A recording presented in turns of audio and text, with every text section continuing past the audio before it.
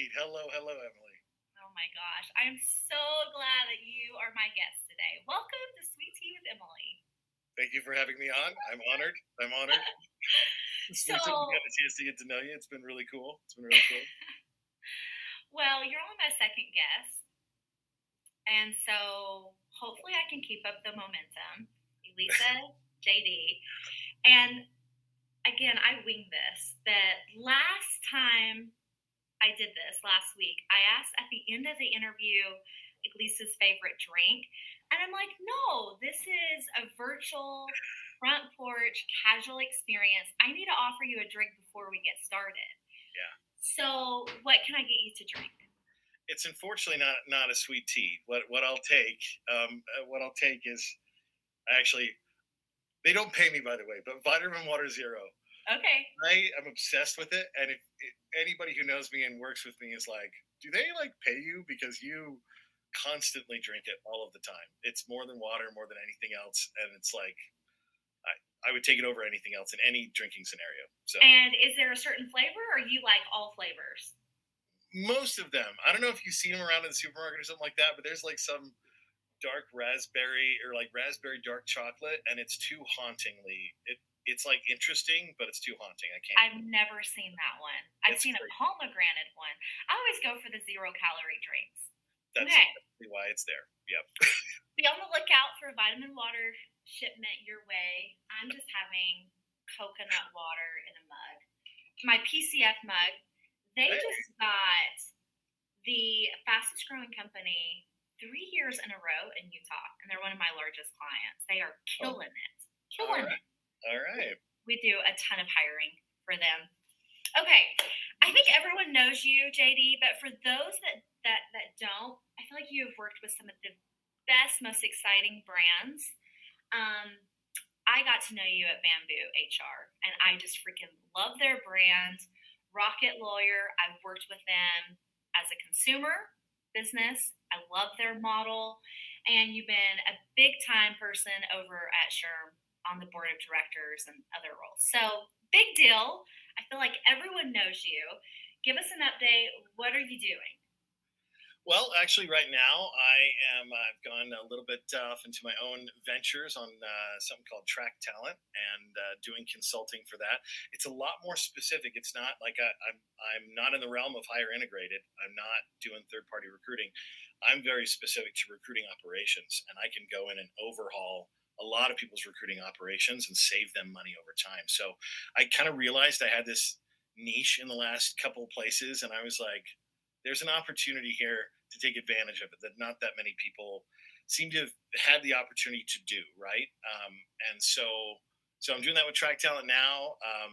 But but even before, I mean, you're talking about getting to know me at Bamboo and everything.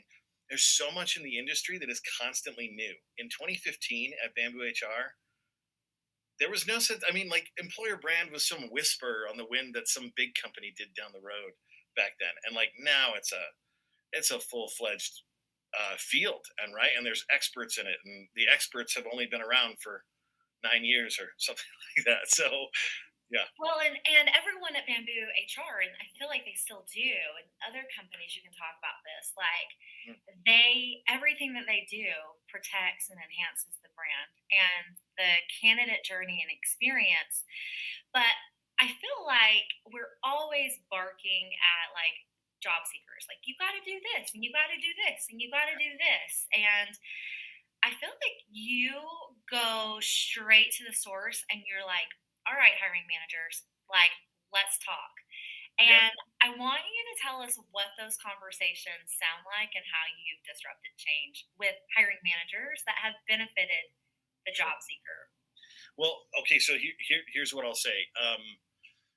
The One of the stats that was very revealing that I found in as I was giving hiring manager training at Bamboo HR for years and years and years, so hundreds of hiring managers and anybody, no one was allowed to step foot in an interview without going through this kind of regimen. And Thank you. wasn't trying to torture anybody, I promise. Although it might I'm have sure been it was, but thank you. but it was over the course of 2 weeks. We kind of spread it out and give them a little bit of time to digest things beforehand. But one of the most important things that we covered was centered around this stat: 80% of candidates would choose one job over another based on the hiring experience or based on the relationships made in the interview process. So that's 80%. 4 out of 5, they'll give up money for it. They'll be like, you know what, this place is actually like 7K more or something like that, or 5K more. I don't know what everyone has their own differences there, but sometimes Yeah. candidates would even do that just because those relationships were so good. And I wish more and more companies could do an internal inventory. And if they're like, man, having a rough time with all these candidates, like maybe we're the rough ones. Maybe we're the rough ones, and we need to examine what Yeah. we're portraying as well. We're needing to be vetted as well. So Yeah. Candidate experience is everything, right? yeah, I think I talked about it, and I'm sorry. I'm like, I preach it, but like theatrics and the interview pet peeve. And I always, when I talk to companies that are doing a lot of hiring, I always say, let's do an open house, right? And I've been asked several times, why don't you call it a job fair?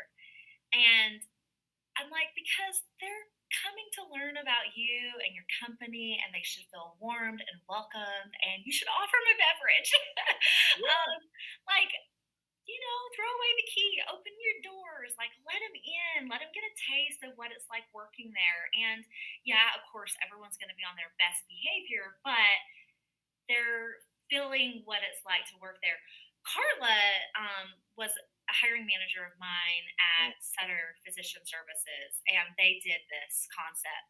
And she did. She would put like cookies all out at the table.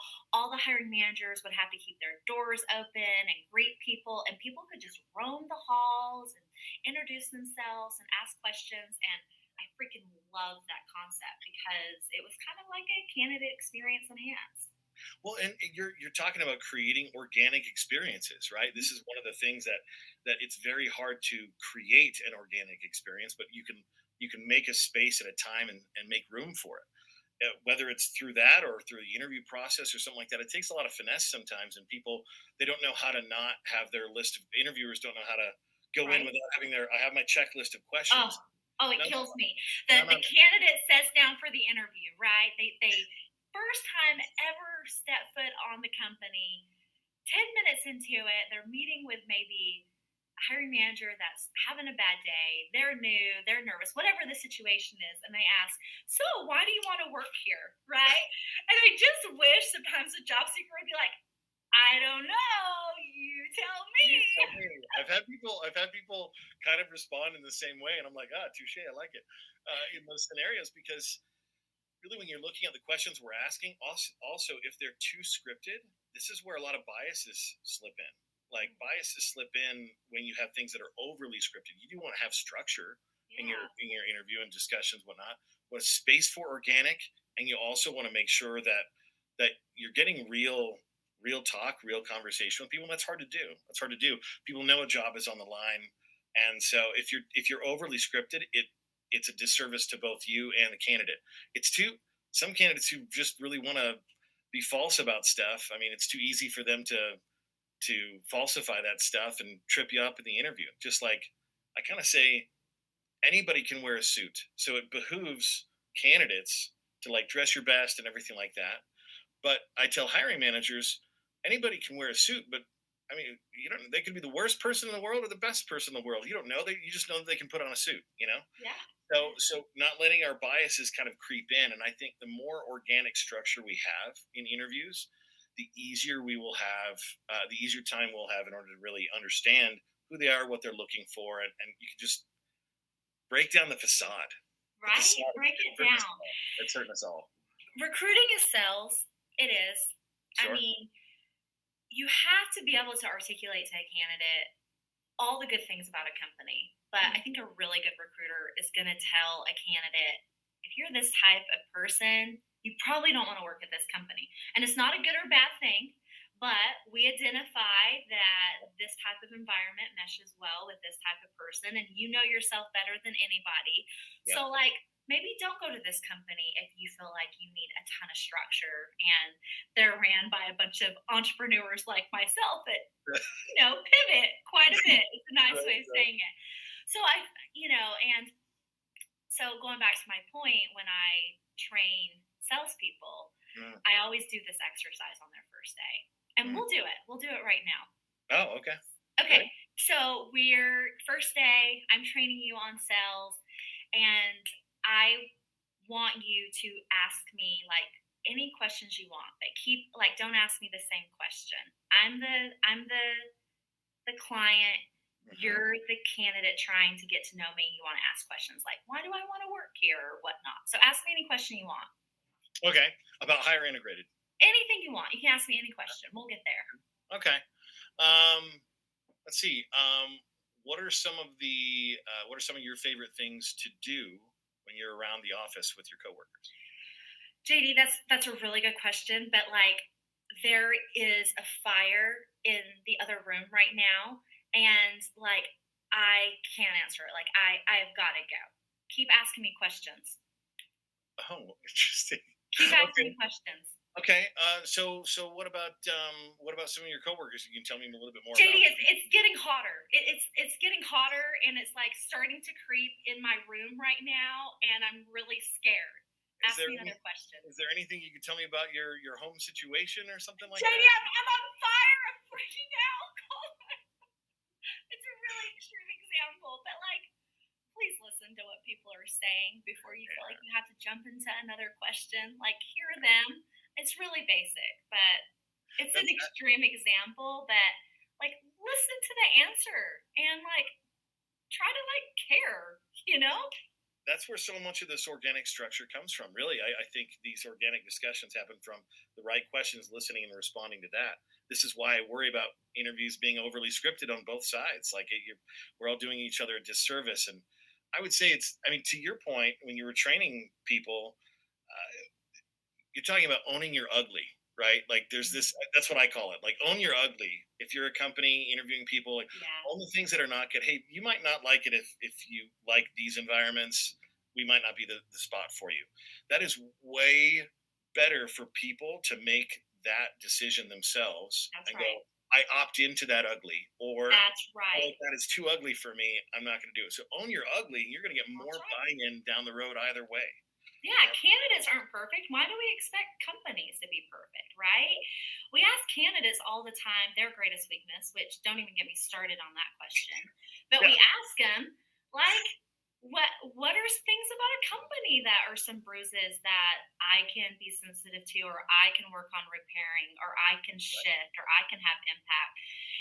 We expect such a great deal of exposure on the candidate side, but man, if we can start preaching to companies that it's going to benefit them to identify it, either, decide how they're going to manage it or deliberately impact change or realize that you can't be perfect at everything. It's okay.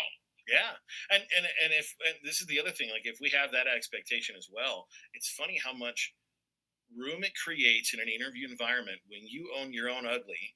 It allows them to do the same. You just made space for that, really. But Good discussion. also a trick, Mhm. right? Self Yeah. awareness and